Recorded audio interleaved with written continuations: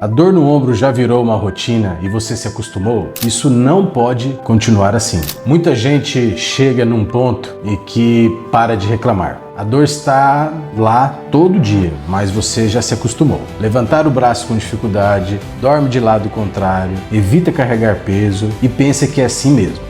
Mas quando você deixa a dor virar uma rotina, o ombro vai perdendo movimento aos poucos. Os músculos enfraquecem, a articulação fica mais rígida e a inflamação que começou leve vira crônica. Com o tempo, as tarefas simples, como vestir uma camisa, dirigir ou até pentear o cabelo, viram um sofrimento. Se você já vive com isso há meses ou anos, o ideal é procurar um especialista que te possa ajudar. Ele vai descobrir exatamente o que está acontecendo e mostrar as melhores opções de tratamento. Se você viu esse vídeo até aqui, já me segue para receber mais conteúdos como esse.